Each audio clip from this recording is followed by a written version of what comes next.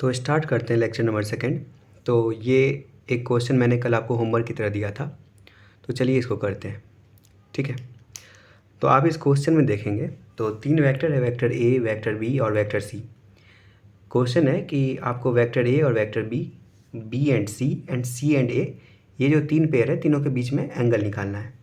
ठीक है, तो आप इस फिगर को देखिए। ठीक है, तो इसको देख करके पता लग रहा है कि एक ट्रायंगल सा शेप है। ओके, और आपको पता है कि ट्रायंगल का जो सम होता है वो टोटल सम 180 डिग्री होता है। ये 50 है, ये 40 है, तो ये ऑटोमेटिकली 90 डिग्री हो जाएगा। तो 90 डिग्री का ये वाला सिंबल होता है, इसको परपेंडिकुलर सिंबल भी बोलते हैं। ओके, तो देखिए सबसे पहले हम लोग को निकालना है vector A and vector B के बीच का एंगल। तो देखिए एंगल निकालने का कल के लेक्चर में मैंने आपको बताया था कि वेक्टर ए और मतलब अगर दो वेक्टर के बीच में अगर एंगल निकालना है तो उनको या तो हेड टू हेड कनेक्ट करेंगे या टेल टू टेल कनेक्ट करेंगे। देखिए वेक्टर ए और वेक्टर बी दोनों हेड टू हेड कनेक्टेड है। ओके, और इनके बीच का एंगल 40 है, तो इसका स्ट्रेट अप आंसर 40 डिग्री हो जाएगा। ओके, अभी देखिए वेक्टर बी और vector C. Okay, vector B और वेक्टर सी, ठीक है, इनके बीच का एंगल यहाँ पर 90 डिग्री दिख रहा है। देखिए ये जो वेक्टर है वेक्टर बी और वेक्टर सी, ये दोनों भी टेल टू टेल कनेक्टेड है। तो एंगल निकालने का जो प्रोसेस होता है वो होता है या तो आप हेड टू हेड कनेक्ट कीजिए वेक्टर्स को या तो टेल टू टेल कनेक्ट कीजिए। इसमें देखिए ये already tail to tail connected है, तो इन दोनों के बीच में एंगल होगा 90 डिग्री। ओके, देखिए तो इसका भी स्ट्रेट अप आंसर 90 डिग्री हो जाएगा। ठीक है, अभी देखिए ये जो है वेक्टर ए और वेक्टर सी का एंगल निकालना है। तो देखिए एंगल निकालने के लिए हम लोग को या तो हेड टू हेड कनेक्ट करना पड़ेगा या तो टेल टू टेल कनेक्ट होगा। यहाँ पर ना हेड टू हेड है ना टेल टू टेल है, ये हेड टू टेल है। तो इसका आंसर निकालने के लिए वेक्टर सी और वेक्टर ए का हम लोग को क्या करना पड़ेगा, हम लोग को पैरेलल शिफ्ट करना पड़ेगा। ठीक है, पैरेलल शिफ्ट करना पड़ेगा किसी एक को और हेड टू हेड या टेल टू टेल कनेक्ट करना पड़ेगा। तो यहाँ पर हम क्या करते हैं, ठीक है, कि वेक्टर ए को अपनी जगह रहने देते हैं, हम वेक्टर सी को पैरेलली शिफ्ट कर लेते हैं।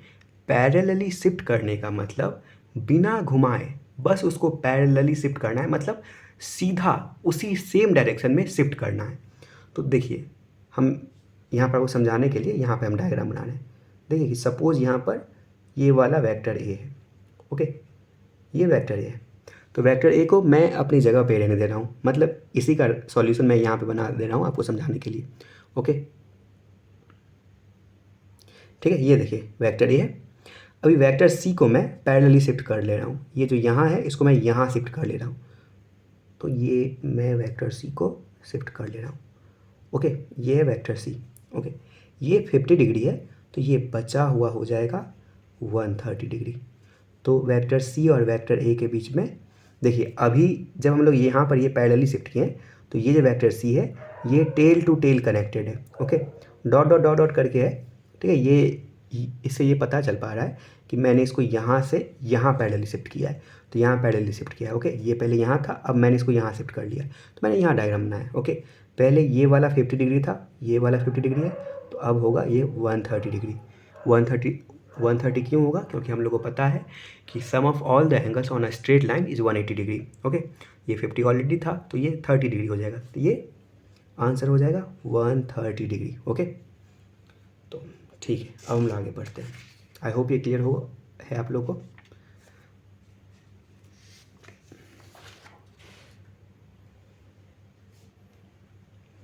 अभी देखिए आगे प्रोसीड करते हैं हम लोग। ठीक है, अभी देखिए कुछ इंपॉर्टेंट पॉइंट्स हैं जो हम लोग अभी तक पढ़े हैं, उन्हीं से रिलेटेड कुछ इंपॉर्टेंट पॉइंट्स हैं, हम लोग पढ़ते हैं।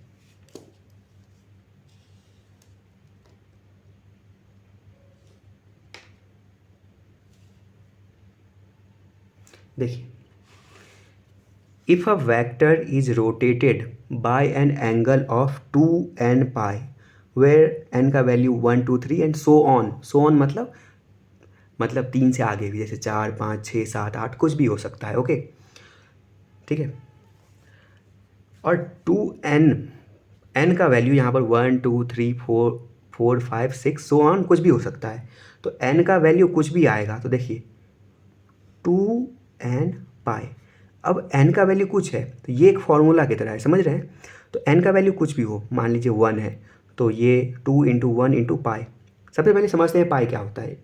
हो सकता है आप लोगों को नहीं पता हो, ठीक है, मैं आपको बता देता हूँ पाई क्या होता है। देखिए पाई मतलब होता है 180 डिग्री, ओके, 180 डिग्री, ओके,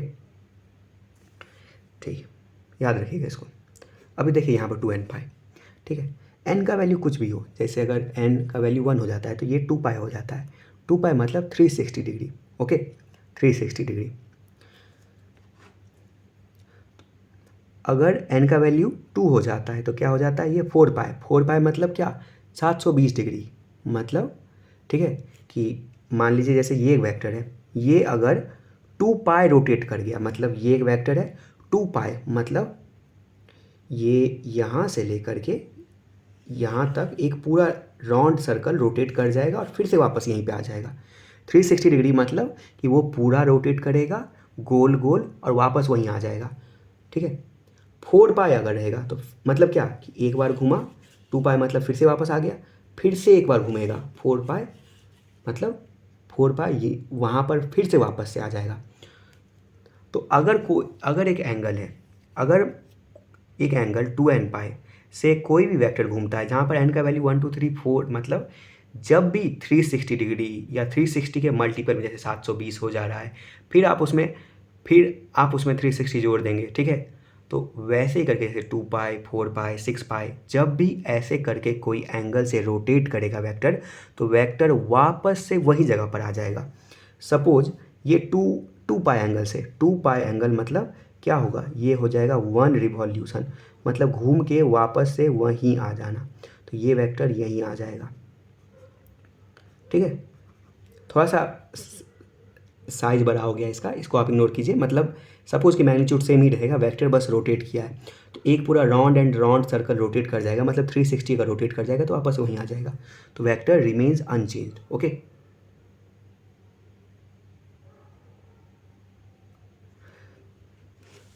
अभी देखिए आगे, ठीक है।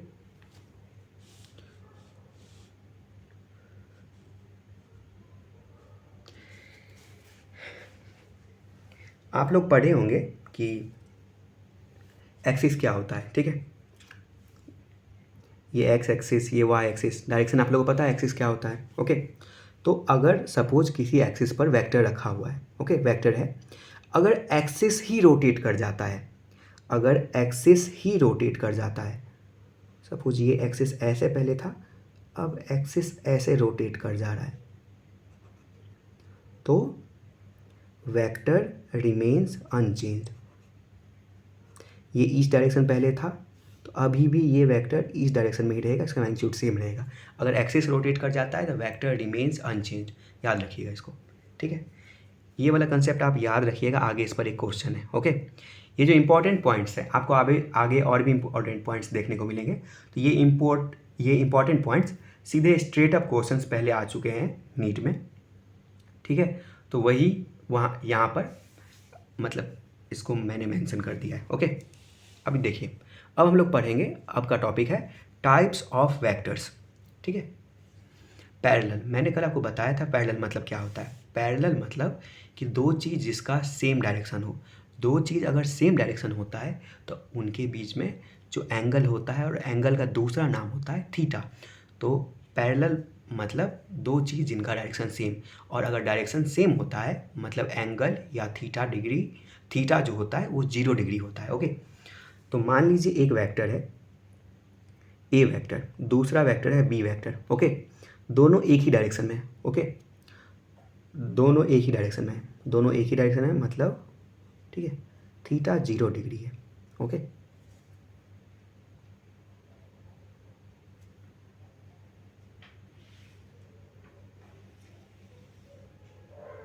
थीटा 0 डिग्री है और दोनों सेम डायरेक्शन में है, दोनों का एक ही मतलब होता है।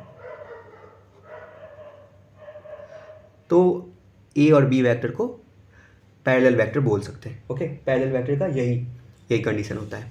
अभी देखिए इक्वल वेक्टर्स है। इक्वल वेक्टर्स में क्या होता है कि दोनों का, देखिए ये दोनों सेम ही डायरेक्शन में है, तो इनका भी थीटा 0 डिग्री होता है, ओके। थीटा 0 डिग्री होता है और ये जो डॉट डॉट डॉट डॉट करके रिप्रेजेंटेड है, ये रिप्रेजेंट कर रहा है कि इनका डायरेक्शन भी, सॉरी, इनका डायरेक्शन नहीं, इनका मैग्नीट्यूड भी सेम है। मतलब इसका लेंथ भी यहाँ से यहाँ तक है और ये दूसरा वाला वेक्टर इसका भी लेंथ यहाँ से यहाँ तक है, तो दोनों का मैग्नीट्यूड भी सेम है। ओके, दोनों का मैग्नीट्यूड भी सेम है।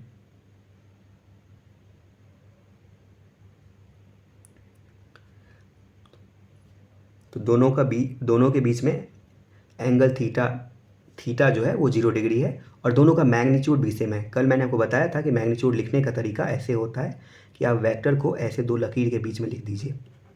ओके, तो दोनों का मैग्नीट्यूड सेम होना चाहिए और दोनों के बीच में थीटा जो है वो 0 डिग्री होना चाहिए। ओके,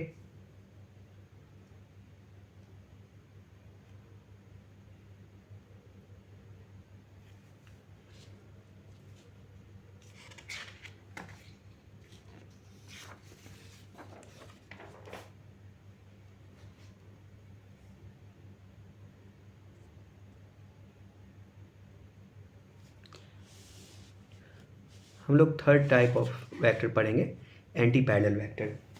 एंटी पैरेलल, देखिए एंटी पैरेलल वर्ड को याद रखिएगा आप। एंटी पैरेलल मतलब क्या, दो चीज़ एंटी पैरेलल है, इसका मतलब दोनों का डायरेक्शन एकदम अपोजिट। एंटी पैरेलल मतलब अपोजिट डायरेक्शन। ओके, दोनों का अपोजिट डायरेक्शन है। ओके, यहाँ पर देखिए एक वेक्टर का डायरेक्शन ये वाला है, दूसरे वेक्टर का डायरेक्शन ये वाला है। ओके, मतलब एकदम opposite direction, anti parallel direction. तो इनके बीच में थीटा जो होगा वो होगा 180 डिग्री। याद रखिएगा, अपोजिट डायरेक्शन मतलब 180 डिग्री होता है आज से। ओके,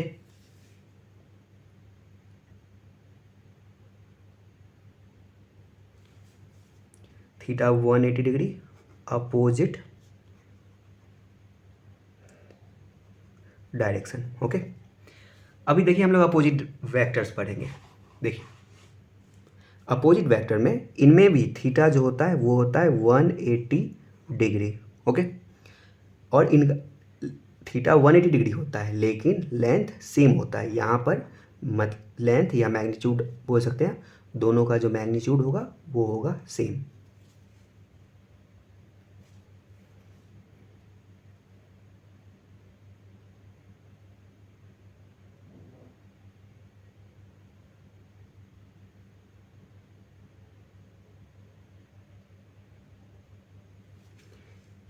एक कन्फ्यूजन आता है बच्चों को, ठीक है, vector A is not equal to vector B. Vector A और वेक्टर बी इक्वल नहीं होता है, ठीक है। एक क्वेश्चन भी आगे आएगा इस पर, क्योंकि देखिए वेक्टर के पास क्या होता है, एक मैग्नीट्यूड होता है और एक डायरेक्शन होता है। ओके, वेक्टर के पास क्या होता है, एक मैग्नीट्यूड होता है, एक डायरेक्शन होता है। मैग्नीट्यूड भले ही दोनों का इक्वल है लेकिन डायरेक्शन तो अपोजिट है, और डायरेक्शन अपोजिट है तो आप नहीं बोल सकते कि vector A is equal to vector B. Okay, अभी हम लोग फिफ्थ टाइप ऑफ वेक्टर पढ़ेंगे, कोलिनियर वेक्टर। ओके, अभी देखिए को मतलब होता है बाबू साथ, और लीनियर का मतलब होता है एक लाइन पर। ओके, ध्यान दीजिए, कोलिनियर वेक्टर्स मतलब vectors which can lie along a line are collinear vector. देखिए यहाँ पर वर्ड यूज किया है विच कैन लाई, मतलब वो लाई कर सकता है। जो देखिए अगर लाई करता होगा तो कोलिनियर होगा, और अगर कोई वेक्टर है जो लाई नहीं कर रहा है लेकिन लाई कर सकता है तो उसको भी कोलिनियर वेक्टर बोलेंगे। ओके, इसका मतलब क्या है मैं आपको समझाऊंगा आगे, अभी आप याद रखिए। तो अब देखिए मतलब एक लाइन पर जो जो वेक्टर लाई करेगा उसको हम लोग कोलिनियर बोलेंगे। यहाँ पर देखिए हम लोग ये 4 लाइन ड्रॉ किए हैं, और जो 4 पॉसिबल सिनेरियो है जहाँ पर वेक्टर्स लाई कर सकते हैं एक लाइन पर, उनको मैंने ड्रॉ किया है। इन दोनों वेक्टर्स का, ये दोनों वेक्टर ऐसे करके देखिए, इसका भी डायरेक्शन ऐसे है और ये वाला भी डायरेक्शन ऐसे है, मतलब यहाँ पर थीटा 0 डिग्री। ओके, और मैं आपको एक बात बता रहा हूँ कि मतलब जो कोलिनियर वेक्टर है ना वो बस ऐसे ही पेयर में लाई कर सकते हैं, आप किसी भी और वे में बना के देखिए, ये बस यही 4 वे में लाई कर सकता है। अभी देखिए कोलिनियर वेक्टर्स, ठीक है। अभी ये देखिए दूसरा वाला, अब इसमें भी सेकंड वाला ये एक इधर जा रहा है, दूसरा भी इधर जा रहा है, तो दोनों का भी डायरेक्शन सेम, मतलब थीटा 0 डिग्री। अभी देखिए थर्ड नंबर, ये वाला जो वेक्टर है इसका डायरेक्शन इधर है, दूसरा वाला जो वेक्टर है इसका डायरेक्शन इधर है, मतलब इन दोनों का डायरेक्शन ठीक अपोजिट है, तो थीटा होगा इसमें 180 डिग्री। हमको बताए थे कि अपोजिट डायरेक्शन मतलब 180 डिग्री। अभी देखिए ये जो वेक्टर है इसका डायरेक्शन इधर है, ये जो वेक्टर है इसका डायरेक्शन इधर है। ओके, तो ये जो होगा इसका जो थीटा होगा वो हो जाएगा 180 डिग्री। ओके, तो याद रखिएगा कि जो भी वेक्टर्स है जिनके बीच में थीटा या तो 0 डिग्री या 180 डिग्री होगा तो उनको आप कोलिनियर वेक्टर्स बोल सकते हैं क्लियरली। ओके,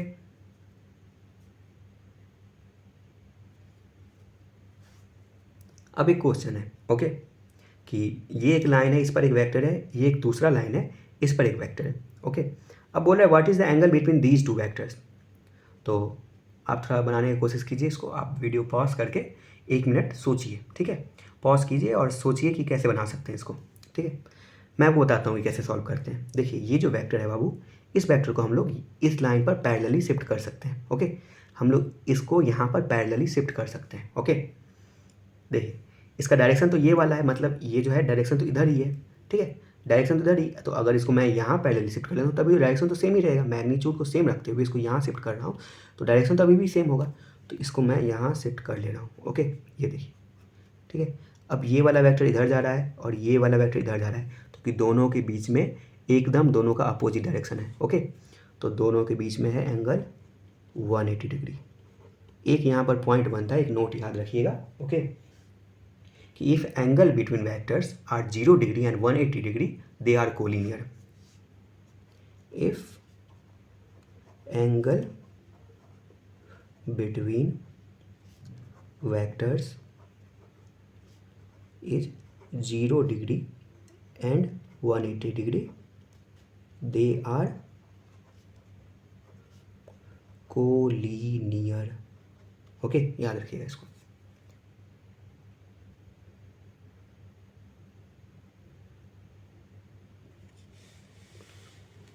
अभी हम लोग नेक्स्ट टाइप ऑफ वेक्टर पढ़ेंगे, को इनिशियल एंड को टर्मिनल वेक्टर। को इनिशियल, को मतलब होता है साथ, इनिशियल मतलब जो शुरू हो रहा है। ओके, तो को इनिशियल मतलब बहुत सारा वेक्टर अगर एक कॉमन पॉइंट से स्टार्ट हो रहा है। ओके, कॉमन पॉइंट, अगर बहुत सारा वेक्टर एक कॉमन पॉइंट से स्टार्ट हो रहा है तो उसको को इनिशियल बोलते हैं। ओके, बहुत सारा वेक्टर अगर एक कॉमन पॉइंट पे खत्म हो रहा है तो उसको को टर्मिनल बोलते हैं। देखिए को टर्मिनल वेक्टर्स का जो हेड होता है वो एक जगह होता है, को इनिशियल वेक्टर्स का जो टेल होता है वो एक जगह होता है। ओके, ये भी कॉमन पॉइंट हो गया, ये भी कॉमन पॉइंट हो गया, तो ये हो गया को इनिशियल एंड को टर्मिनल वेक्टर्स।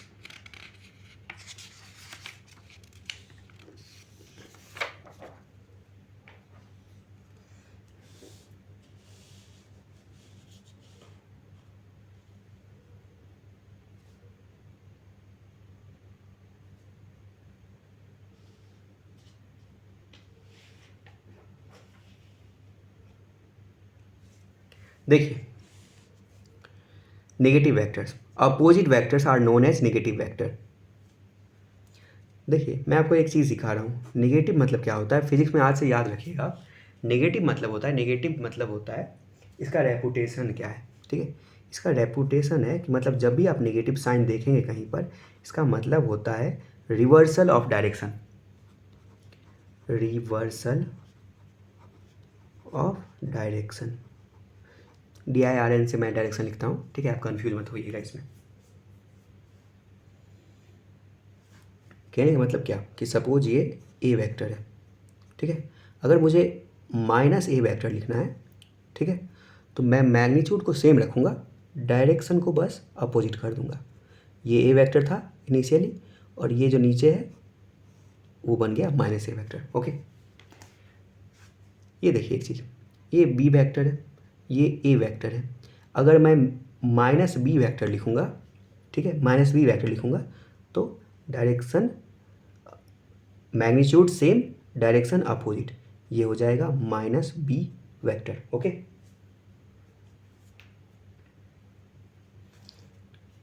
तो देखिए इसमें यहाँ पर इससे लिख सकते हैं vector a is equal to -b vector. क्यों लिख सकते हैं, क्योंकि दोनों का मैग्नीट्यूड सेम है और डायरेक्शन और डायरेक्शन हम लोग ये माइनस का साइन मतलब देखिए, ठीक है, माइनस बी का ये डायरेक्शन हुआ और ए का भी डायरेक्शन यही है। ओके, तो हम लोग ये लिख सकते हैं। क्लियर? आई होप ये क्लियर होगा।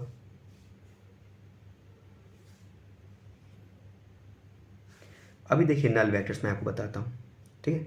सपोज ये एक ऑब्जेक्ट है, ओके, सपोज ये एक ऑब्जेक्ट है, सपोज एक बोतल है, ठीक है। आप लोग दो दोस्त, ठीक है, एक कोई इधर इस बॉटल को खींचता है, फोर्स लगाता है इस तरफ, सपोज 5 न्यूटन से फोर्स लगाता है इस डायरेक्शन में। एक आपका दूसरा दोस्त सेम 5 न्यूटन के फोर्स से ही अपोजिट डायरेक्शन में फोर्स लगाता है। तो इस बॉटल पर जो वो इनिशियली रखा हुआ था ग्राउंड पर, उस पर क्या फ़र्क पड़ेगा? 5 न्यूटन का इधर फोर्स, 5 न्यूटन का इधर फोर्स। तो जो रिजल्टेंट फोर्स रहेगा, मतलब जो नेट फोर्स रहेगा इस पर, वो हो जाएगा 0। ओके, कहने का मतलब सपोज ये फोर्स है ना, इस फोर्स को मैं ए वेक्टर बोल देता हूँ, ठीक है। फोर्स वेक्टर होता है तो मैं वेक्टर से रिप्रेजेंट कर रहा हूँ, सपोज इसको मैं ए बोल देता हूँ। ओके, ए, ठीक है। मैं अभी यहाँ पर इसको और इसको ऐड करने की कोशिश कर रहा हूँ, ठीक है। अब ये दूसरा वो फोर्स है, ये दूसरा फोर्स है 5 न्यूटन 5 न्यूटन, तो इसका भी मैग्नीट्यूड तो सेम ही होगा, मैग्नीट्यूड सेम होगा, लेकिन इसका डायरेक्शन तो अपोजिट है ना, ठीक है। सपोज ए वाला ये चीज़ है तो माइनस ए वाला तो ये डायरेक्शन हो जाएगा, तो ये हो जाएगा माइनस ए वाला। ओके, ये आप ऐसे करके लिख सकते हैं इसको।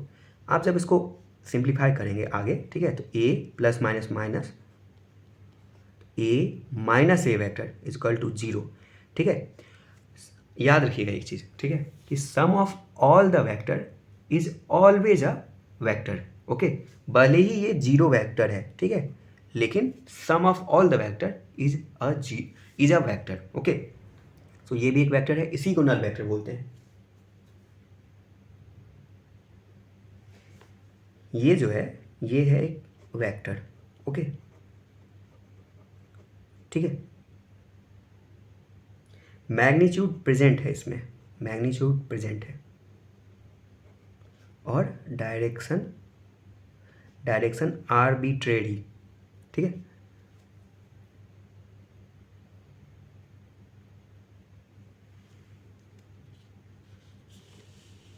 सॉरी, ये देखिए, ये जो 0 वेक्टर है या नल वेक्टर है, ये एक वेक्टर है, ठीक है, ये एक वेक्टर है। ओके, इसमें मैग्नीट्यूड प्रेजेंट है, मैग्नीट्यूड इसमें प्रेजेंट है, 0 ही है लेकिन वो मैग्नीट्यूड है इसका कुछ, ठीक है, 0 ही है लेकिन ये इसका कुछ मैग्नीट्यूड है, 0 वेक्टर, ठीक है, मैग्नीट्यूड प्रेजेंट है, और इसका डायरेक्शन जो है वो है आर्बिट्रेरी।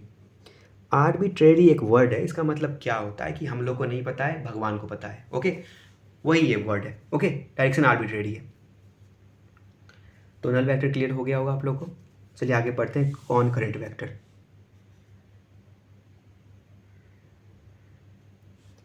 देखिए कॉन करंट वेक्टर क्या होता है। सपोज ये एक पॉइंट है और इसके आसपास बहुत सारा वेक्टर है ऐसे, ठीक है, बहुत सारा वेक्टर है। ओके, इसका डेफिनेशन पढ़ते हैं। If on extending vectors pass through a common point, तब उन वेक्टर्स को कॉन करंट वेक्टर बोलते हैं। जैसे ये वेक्टर है, ये वेक्टर, ये वेक्टर, अगर आप इनको आगे एक्सटेंड करें ना तो सब ये लोग कॉमन पॉइंट से पास होता है, इस पॉइंट से, ठीक है, तो कॉमन पॉइंट से पास होगा ये लोग, ठीक है। तो इन्हीं वेक्टर को कॉन करंट वेक्टर बोलते हैं। If on extending vectors pass through a common point, those are known as concurrent vectors. Okay,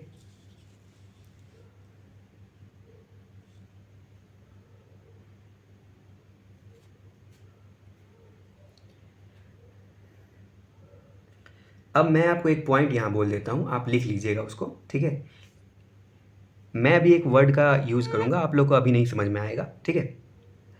मैं पॉइंट बोल दे रहा हूँ, आप लिख लीजिएगा इसको, ठीक है, कि अगर वेक्टर्स फ्री हैं, अगर वेक्टर्स फ्री हैं तो कोइनिशियल, को टर्मिनल एंड कॉनकरेंट वेक्टर्स सेम होते हैं, ठीक है। सेम अगर नहीं भी होते हैं, अगर आपको सेम दिख नहीं रहे हैं तो पैरेलली शिफ्ट करके हम लोग उनको सेम बना सकते हैं। ओके, फ्री वेक्टर्स क्या है आपको थोड़ी देर में आगे पता चल जाएगा जब मैं पोलर वेक्टर्स पढ़ाऊंगा। तो पोलर वेक्टर्स के अलावा जो भी वेक्टर्स होते हैं ना, वो सारे फ्री वेक्टर्स होते हैं। आपको समझ में आ जाएगा क्या होता है फ्री वेक्टर्स। अब ये पॉइंट यहाँ लिख लीजिएगा। ओके, अभी चलिए अब यूनिट वेक्टर्स पढ़ते हैं। देखिए सपोज ये एक वेक्टर है, ओके, वेक्टर ए। अब मैं क्या कर रहा हूँ, मैं इस वेक्टर को, ये वेक्टर है, वेक्टर का कुछ कोई डायरेक्शन है और ये 5 न्यूटन का है इसका मैग्नीट्यूड। ओके, मैं अब इसको क्या कर रहा हूँ, 5 इक्वल पार्ट्स में डिवाइड कर ले रहा हूँ, 1 2 5। ओके, ये जो एक छोटा सा पार्ट है, अभी देखिए मैं इसको 5 इक्वल पार्ट में मैंने डिवाइड किया है। 5 इक्वल पार्ट में जो मैंने डिवाइड किया है, तो एक जो छोटा सा पार्ट है, ठीक है, इसको हम लोग यूनिट पार्ट बोल सकते हैं, यूनिट पार्ट। ओके, इस यूनिट पार्ट को, ठीक है, जो सिंबॉलिकली रिप्रेजेंट करते हैं मैथमेटिकली या सिंबॉलिकली, उसका सिंबल होता है ऐसे, ए ऊपर में ऐसा एक सिंबल, इसको बोलते हैं ए कैप, नाम है इसका ए कैप, इसको ए यूनिट वेक्टर बोलते हैं। अब इस यूनिट पार्ट या यूनिट वेक्टर के बारे में पढ़ते हैं। देखिए ये जो है यूनिट पार्ट या यूनिट वेक्टर, इसका मैग्नीट्यूड कितना है, मैग्नीट्यूड होगा 1। ओके, देखिए 5 न्यूटन का वेक्टर था, हम लोग 5 इक्वल पार्ट में इसको डिवाइड किए, तो मैग्नीट्यूड 1 होगा। ओके, मैग्नीट्यूड 1 होगा और इसका डायरेक्शन जो होगा, डायरेक्शन